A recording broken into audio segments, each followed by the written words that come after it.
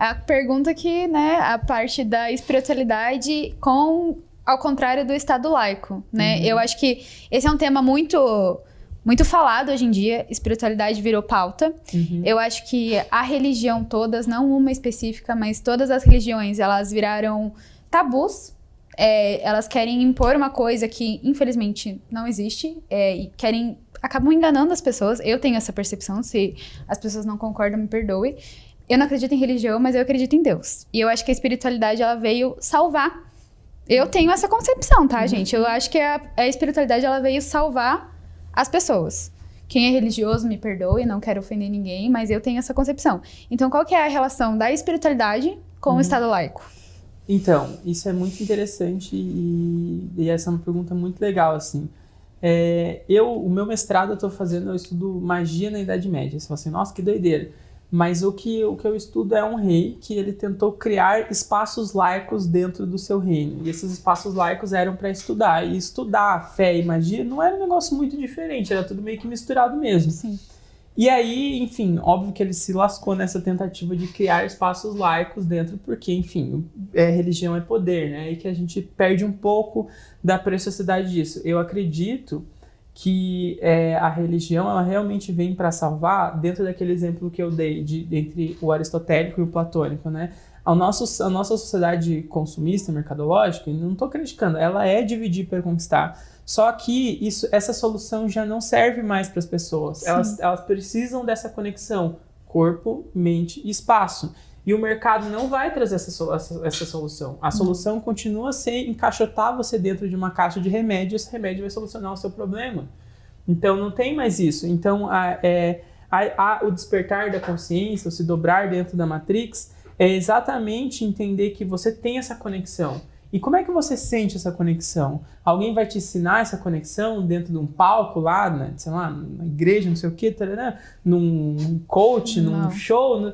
Não sei, eu não sei de onde você vai tirar isso. Cada um vai tirar aquilo que mais se sente mais confortável. Para alguém a religião é ir no bar, para alguém a religião é ir no escoteiro, para alguém a religião é sentar na areia e bater palma pro sol. Ótimo que você bate palma pro sol. Se você se pertenceu, se aquilo fez significado na tua memória... Religou. A religião é religare. Vem de, conectar as pessoas. Tá na síntese da palavra, tá na conexão. E aí, trazendo para aquele exemplo que eu falei dos espaços laicos, né?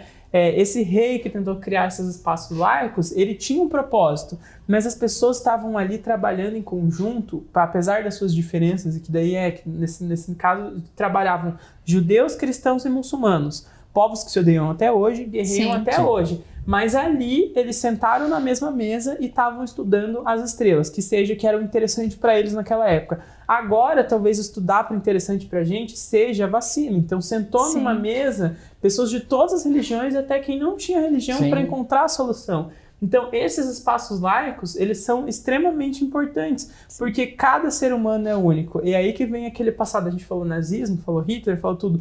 Esse negócio de encaixotar pessoas e aquilo que não sou eu, aquilo que é o outro deve ser exterminado, é exatamente isso que impede que essa mesa deixe de acontecer. Então, essa mesa ela tem que existir em vários lugares. Essa escola de Atenas, onde tem árabe, tem não sei o que, tem várias pessoas, ela tem que continuar existindo, porque somente nesses espaços laicos que a gente vai conseguir valorizar a cultura do saber, valorizar o que tem de precioso em cada um e valorizar que, sim, a gente vai conseguir conectar corpo, mente e espaço, até mesmo porque a gente é uma sociedade e a gente depende um dos outros. Enquanto a gente depender dos outros, você vai lidar com o diferente. Exatamente. E é no diferente que está a nossa riqueza. Foi Nietzsche que comentou, professor, por favor me corrija, que o homem instrumentalizou e profissionalizou a fé? Eu não estudei muito Nietzsche, né? Não foi, mas deve ser ele. É uma pessoa bem pessimista. É uma pessoa meio triste. Mas assim, a fé, ela é um exercício, né? A leap of faith, essa imagem da pessoa saltando o penhasco sem saber o que tem embaixo, né? Então, dê um pulo de fé. Por que um pulo de fé? Porque você não sabe o que está do outro lado. E aí que está o paradigma que a gente não venceu, que eu acho que o maior paradigma da fé de qualquer religião é a morte. E aí a gente chegou num ponto onde a morte ela não existe. A morte do planeta não existe, a sua morte não existe, a gente esconde a morte, a gente não vivencia a morte não deve ser falada. A morte está na notícia do Instagram, mas ela não tem nomes. Sim. Porque a gente tornou invisível a morte. Mas ela existe, tá ali? Mas ela existe. É a única certeza, esse vai continuar sendo o maior salto do mistério, porque você não sabe o que tem do lado de lá e você não sabe a consequência do que tem lá. Alguém pode te vender. Vender que tem céu, vender que tem inferno, vender que a tua passagem pro céu é custar um carro.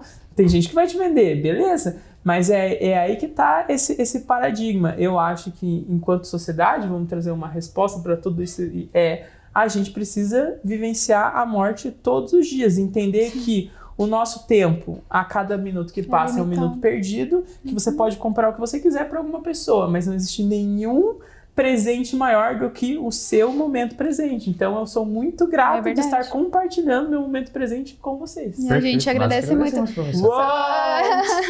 Só complementando rapidinho essa questão de estar todas as religiões numa mesa. Vocês não concordam que, tipo, isso vale para etnia, isso vale para orientação sexual, isso vale para absolutamente tudo?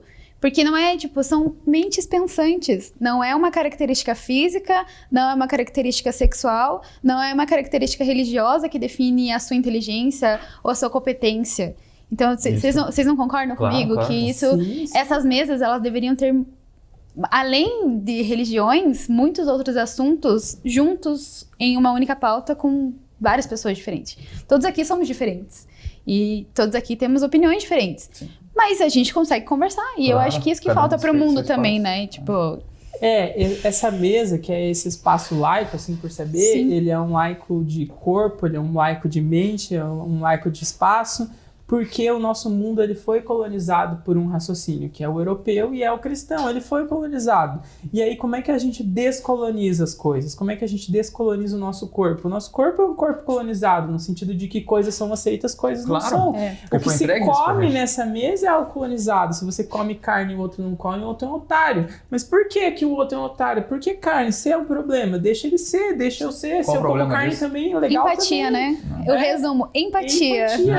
Você entender o lado do outro e não ficar julgando, né? Tipo... E aí é uma questão também dentro da filosofia. Enquanto europeu, a gente tem filosofias que limitam o outro, mas a gente não tem uma filosofia que integra as pessoas. Agora, se você começa a ir para sociedades que estão para trás do período moderno, eles sempre têm uma mensagem de integração. Então, eu acho que a resposta também é voltar e começar a se conectar com essas culturas que conectavam mais as coisas.